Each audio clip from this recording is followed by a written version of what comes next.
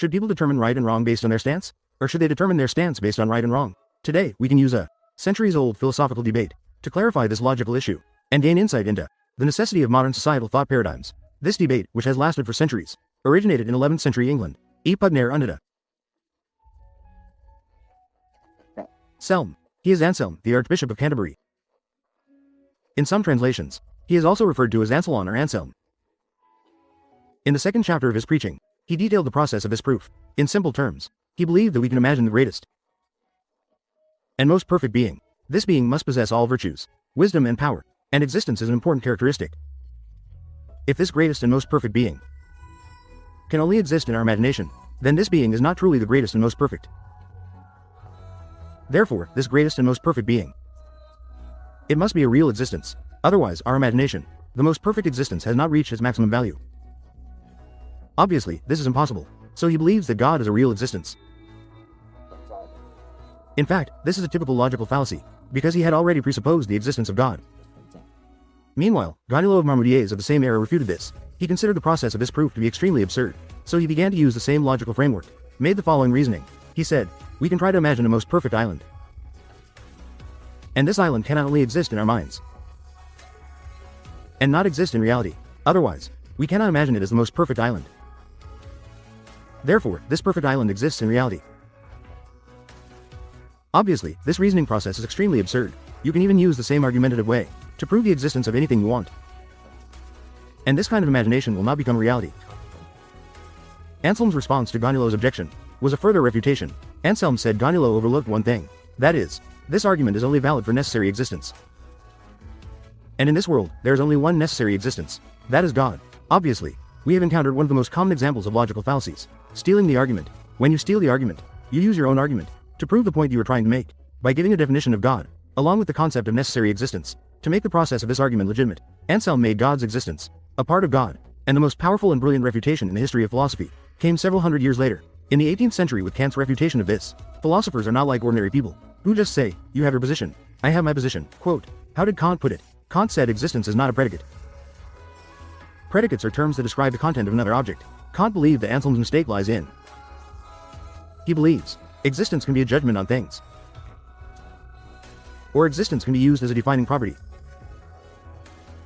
For example, if a triangle exists, then the triangle must have three sides, but there may not be triangles in the world at all.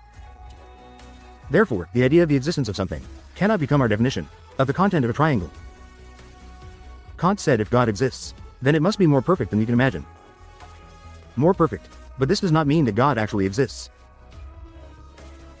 thereby adding essential attributes to the object. But this cannot be used to prove the existence of the object. Of course, Hume and Kant themselves also believe in God, but they do not believe that Anselm's ontological proof can prove the existence of God. From this we can see, the basic ideological paradigm of modern society is based on a position of right and wrong, where right is right and wrong is wrong. Even if we are both believers in God, the Creator is not, holding the same beliefs and thoughts. The first thing to consider is the judgment of right and wrong. The most fundamental thing in our hearts is the sense of right and wrong. Then the whole world will have no sense of right and wrong. You can still not agree with it, the way a certain argument supports this conclusion, because the first thing we need to clarify is right from wrong. Viewing issues based on the sense of right and wrong is a fundamental premise, and then using this to determine our final stance.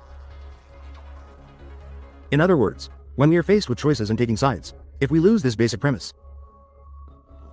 if we lose this fundamental premise, no right or wrong, no light or darkness, and ultimately no good or evil, in human society,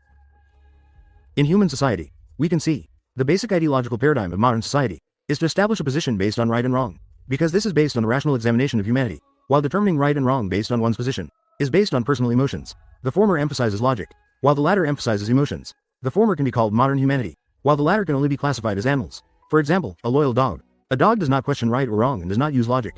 Choices made without relying on rational thinking, because dogs are fundamentally emotional creatures. Their loyalty lies solely with their owners. Therefore, dogs never need a sense of right or wrong. Dogs are driven by emotions, such as bones, dog food, and so on. Their fundamental drive is the immediate benefit of filling their stomachs. Any proposition that aligns with the owner's stance. Dogs' choices usually echo their owner's wishes. If the owner tells them to bite, they will bite. Whoever threatens the owner with words or actions, the dog will frenziedly bite. This animal that solely emphasizes loyalty usually brings infinite security to its owner.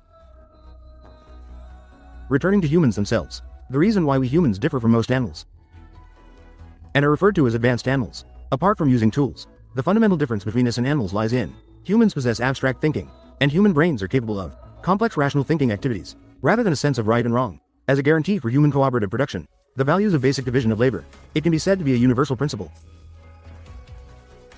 A person who abandons the sense of right and wrong to choose to be a dog, no matter who his owner is, no matter how generous his rewards and awards are, he can no longer be called a human. A modern person with a conscience will never compare themselves to a dog that has abandoned its conscience.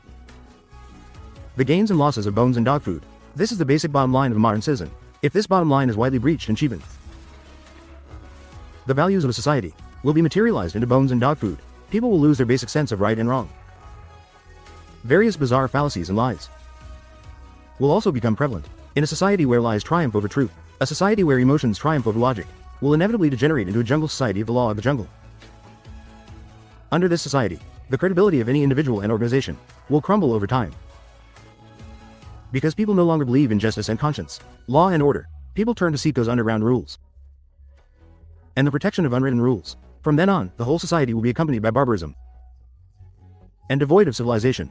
Once a society enters this state, it is extremely difficult to reverse. As Russell, the evaluation of metaphysical proofs back then, rather than making people give up believing in this proof, it is more straightforward to point out its absurdity.